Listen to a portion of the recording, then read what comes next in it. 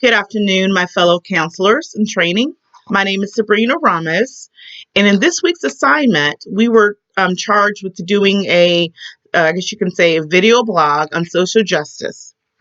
In this assignment, we were posed with three questions. The first was your own personal golden rule of counseling and how you can participate in self-care while being an advocate.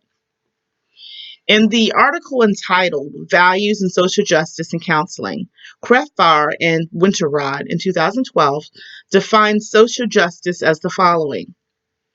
In the field of counseling, social justice is both a goal and a process for counselors who believe in developing an increasingly socially just world, one in which all people receive equitable opportunities to assess resources and participate in policy and law development that affect them, ultimately resulting in a society that embodies harmony between the needs of individuals and the needs of the whole. The authors went on to say, the social justice encompasses the empowerment of individuals and family systems to better stand for their needs, as well as advocacy with them on their behalf as a result of inequalities and injustices they experience and in their communities and society at large.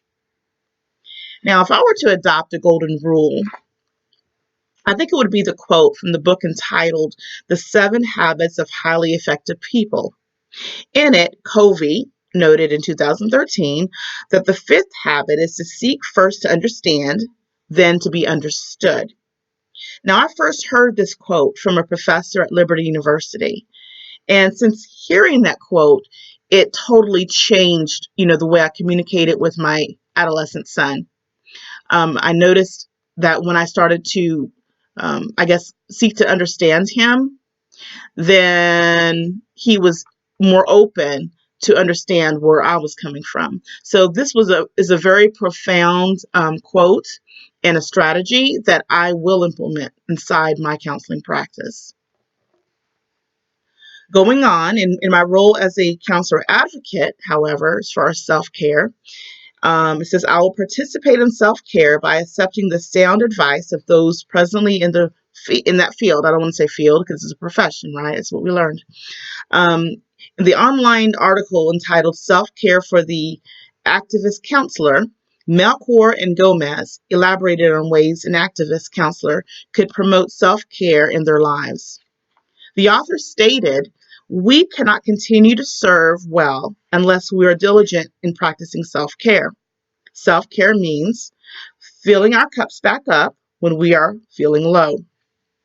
In this article, the contributors, included ways that activist counselors could recharge and recover.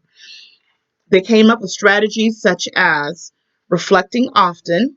The strategy helps counselors to grow in both empathy and connection to others.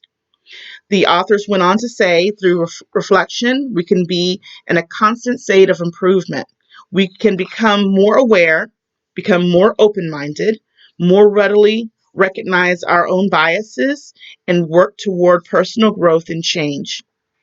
The second strategy was remain informed.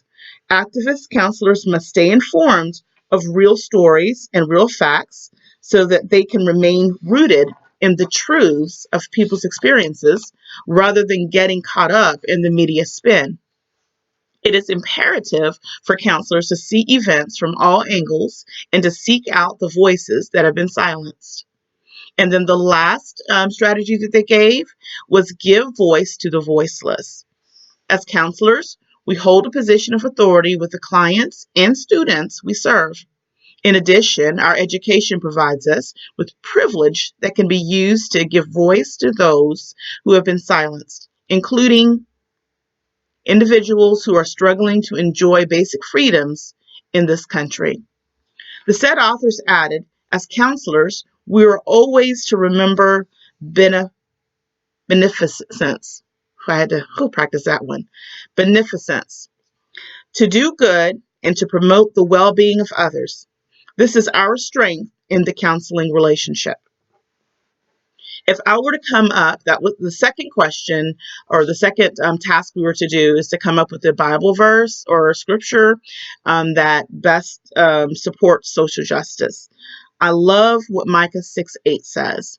The NIV reads this way: He has shown you, O mortal, what is good. And what does the Lord require of you? To act justly, to love mercy, and to walk humbly with your God. Could you imagine if the whole world took the scripture and actually lived it out? What kind of world we'd live in? It would be a beautiful world. And then the last task we were supposed to do was they wanted us to, I guess, come up with one action that you're willing to take towards social justice. The action step that I will and have always implemented in my life is not to turn a blind eye to injustice wherever it may occur.